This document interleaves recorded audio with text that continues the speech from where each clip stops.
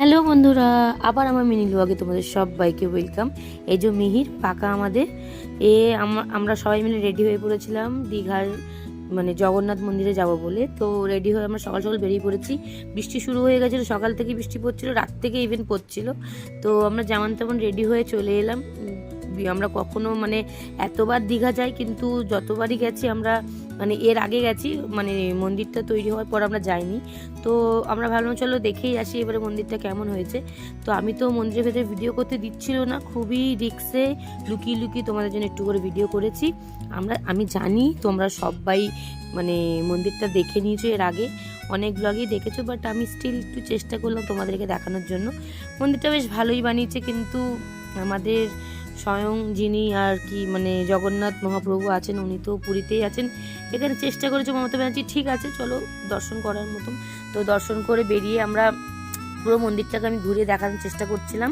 এখানে কি বলবো, বৃষ্টি তো পড়ছিলই, ভালোই লাগছিল বেশ বৃষ্টির মধ্যে ঘুরতে। চশমাতে আমার পুরো জলে জল, আমি নিজেকেও কভার করছিলাম আর মন্দিরটাকেও পুরো কভার করার চেষ্টা করছিলাম, দেখো।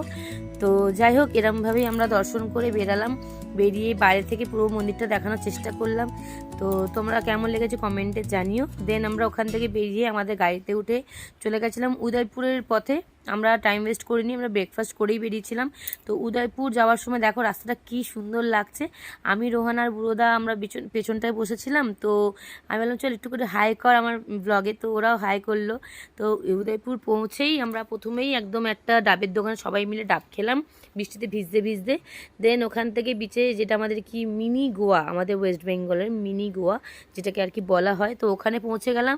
পৌঁছে আমি একটু ভিডিও ফটো তুললাম। দেন আমরা যেখানটাতে বসছিলাম প্রচুর ক্রাউড, কারণ বৃষ্টি পড়ছিল, পলিথিনের তলায় আমরা বসছিলাম, তো অনেকেই চলে আসছিল।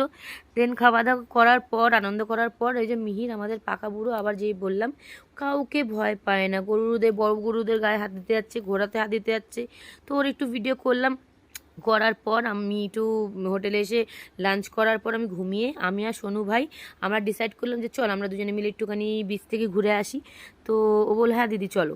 দেন আমরা ওখানে গিয়ে একটু বসে একটু উপভোগ করছিলাম সমুদ্রের জলের আওয়াজটা। আর কি বলবো, এখানে বসলে এমন একটা শান্তি লাগে যে কি বলবো। বৃষ্টি পড়ছিল হালকা হালকা, আর খুবই সুন্দর একটা আমেজ ছিল ওই জায়গাটা, খুবই ভিড়ও ছিল। আমরা যতটা ফাঁকা পেয়েছি গিয়ে বসার চেষ্টা করেছি, খুবই শান্তি লাগছিলো। ওই বিচের একটা সাউন্ড, দেখো পেছনটা কত ভিড়, আমি তোমাদেরকে সেটাই দেখানোর চেষ্টা করছিলাম। অনেকক্ষণ ধরে কফি খাবো বলে আমি কফিওয়ালা খুঁজছিলাম, কিন্তু আলটিমেটলি আমি পাইনি। আমাকে উঠে গিয়ে বেরানোর পথে গিয়ে খেতে হয়েছে। আমার কফি খেতে বেশ ভালো লাগে দীঘার এই জায়গাটাতে। দেন আমরা